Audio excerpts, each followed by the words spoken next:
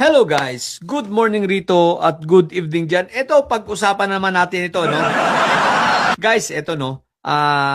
Ngayong March na darating, March 2026, mag-iisang taon na si Fenta Boy sa, ano, dyan sa The Hague, no? So, sa 1 year na yun, guys, ang gastos lang naman nila sa retainer's fee para kay Kaufman ay umaabot ng mga 150 million sa peso, ano? So kung i-compute natin yon, pagdating ng March, ito ay umaabot na ng almost mga 1.8 billion. 1.8 billion, lilinawin ko ha. This is on top pa ha, on top ito nung ano, syempre meron niyang meron niyang acceptance fee sa mga abogado. So wag na lang natin i-compute yun, dito na lang tayo sa retainer's fee na buwan-buwan sa pagdating nga sa March ay aabot na ng 1.8 billion. Ang tanong dito, aba, paano? Paano at saan?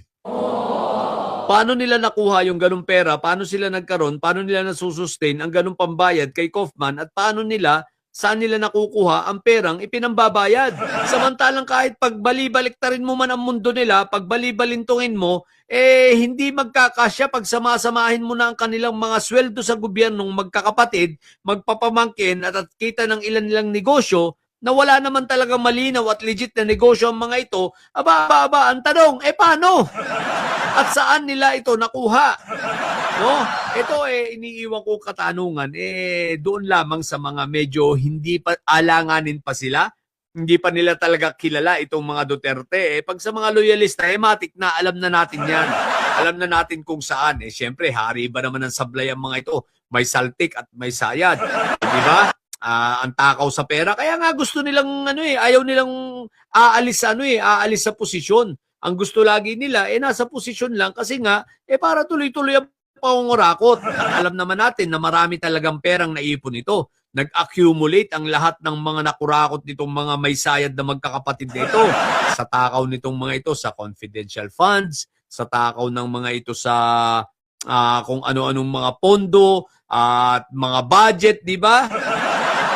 Hindi tayo magtataka kung bakit sila ay may pantustos, no? Pero sa tingin at sa mata ng mga didilis, mahirap lang ang mga mag-anak na ito. Siyempre, bulag ang mga yan. Isipin mo ha, may mahirap bang nakakapag world tour? Balik-balik lang sa the Netherlands ang mga may sayad na magkakapatid. At isa pa sa kakukuha ng 1.8 billion kung ikaw ay mahirap lamang. Paano mo yan masusustain, di ba? Pero syempre, dahil sinabi ni Fentaboy na mahirap lang sila, mahirap lang ang paninindigan ng mga ito. Kasi itong mga ito, kahit batuhan mo ng tae ito, kakainin ng mga ito Basta tae ng mga may sayad. So, ganyan sila kabobo, ganyan kalala, no? Kaya nga guys, ang tanong paano nila nasusustain, ano? Ang tanong ko nga, isa pa makikita kaya ito sa salin nitong si Sayad? Makikita kaya ito sa salin nitong sila Iyutman? Ang kanilang mga, magtatama kaya ito? Magtatali kaya ito? Babangga kaya ito sa gastos nila sa The Hague? Yun ang malaking katanungan. Kung babangga kaya, kung makikita kaya natin na tumama.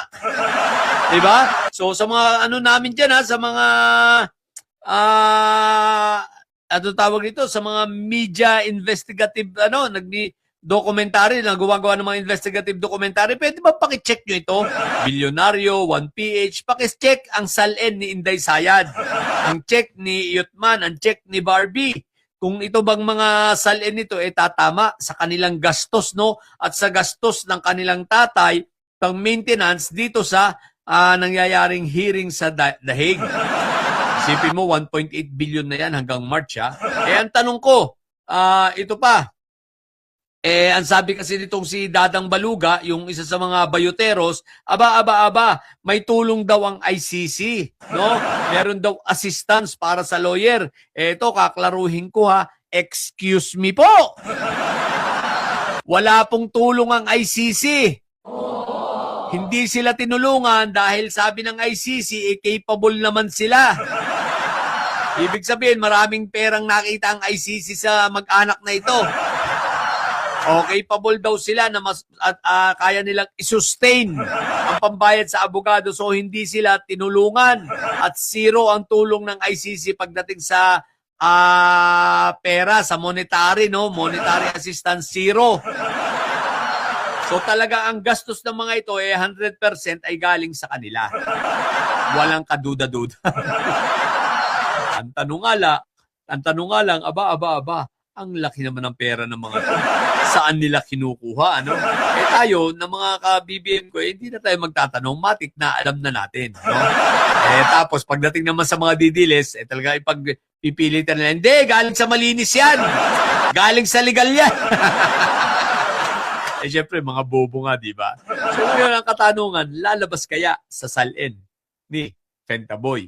Yun ang ihintayin natin at yun ang ating aabangan kung lalabas ba talaga. Okay? So, yun lang muna. Ang iniiwan kong katanungan ito, no? Kaya talagang mapapaisip ka, ha? Kasi pagdating ng March, 1.8 billion na. Labas pa rito yung mga panggastos nila sa mga panggalagala, ha?